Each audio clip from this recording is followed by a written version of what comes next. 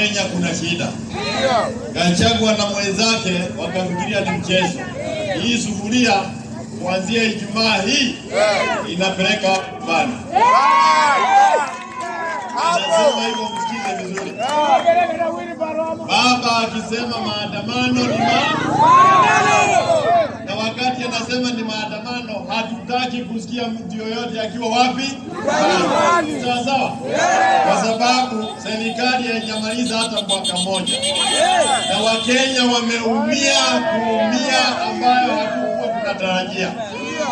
Sasa wamefika hata kuanza kuhangaika na bunge la mwananchi hapa. Hii bunge ni yetu Jubilee. Wewe ukiguza sisi na wewe tutaonana. Lazima Wakenya wapatiwe nafasi ya kusema yale yanawafurahia na yale hawafurahii. Lingine la muhimu ni kusema hivi.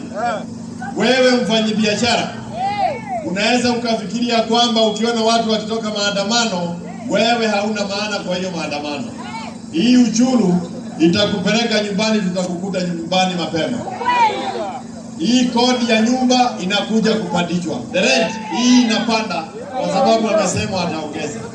Bei ya vyakula ya ng'ombe, kondoo, nguruwe na kila kitu inapanda kwa sababu wanaweka ushuru. Mambo ya mafuta mmesikia akisema. Haya mambo yote yakipanda ni kusema ya kwamba wale ambao walikuwa hawali sasa watakuwa wale ambao wanaelekezwa kule Chakahora. Na ni kwa sababu lazima tuchunge.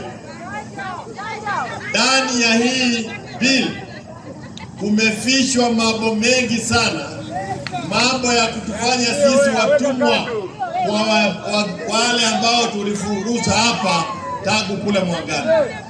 Tumerudishwa nyuma kabla wakati tulipata uhuru, na imefichwa na imeandikwa, haikuandikiwa hapa, imeandikwa kule Ulaya.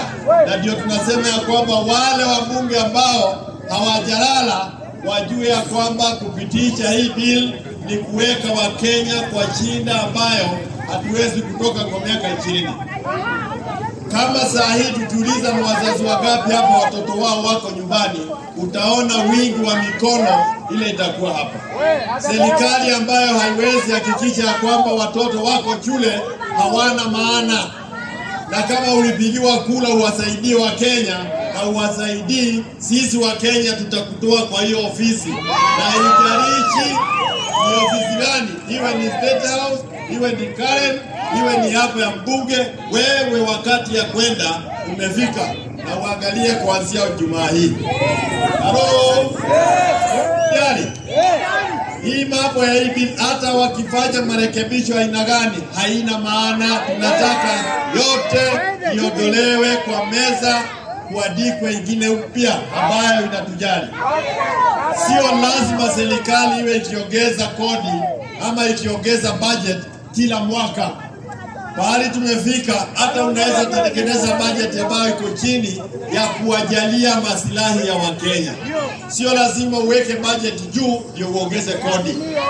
Na pahali tumefika kama Wakenya ni pahali Wakenya lazima wasaidiwe na serikali.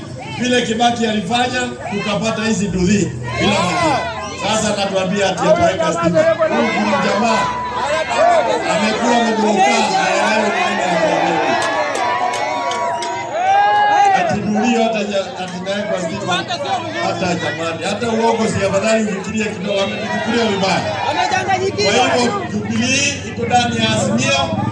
Kiongozi wa Azimio ni Raila Amolo Odinga. Akisema twende hivi tunaenda. Raila Amolo Odinga na Uhuru Muigai Kenyatta wako pamoja. Waendelee kuwa pamoja, wasiendelee. Halo? Twende pamoja ama tusiende? Salamu za baba. Nani anapokea? Salamu za Uhuru Muigai Kenyatta. Nani anapokea? Sisi tutatembea Kenya hii, tumetembea na baba nje ya Mount Kenya. Sasa tunataka kwenda kwa Mount Kenya kwa sababu sana watu wa mlima hii bill ni nyinyi imerenga. Itawaacha mnatembea na magoti. Kwa hivyo wakati tunasema maandamano, hata nyinyi mtokee twende maandamano. Hii imelenga biashara zenu, na ukisikia tumesema unaelewa. Ni mambo mengi hatuwezi tukasema hapa, lakini hii imekulenga wewe na vizazi vyako. Na ndio naona ati anapanga hapa watu waende wakaibe kondoo za mama Ngina. Kondoo. Unaingia kondoo mjane unabeba kondoo. Wewe kichwa hata utapata nani? Kwa hivyo tunasema ni asante watu wa Chakchaba. Tuko na safari mrefu. Tumefurahi safari hii. Baba ako ndani yake, Uhuru ako ndani yake. Hatutaki matusi ya kila siku. Wengine wanaongea asubuhi ni kama kuhara. Akishika microphone namna hii ni kuhara tu na mdomo. Kuhara. Hakuna kitu naweza pata maana kwao. Na huwezi endesha Kenya na matusi. Huwezi endesha Kenya na uongo. Utulie, ujue kwamba ni kazi mzito ambayo iko kule State House.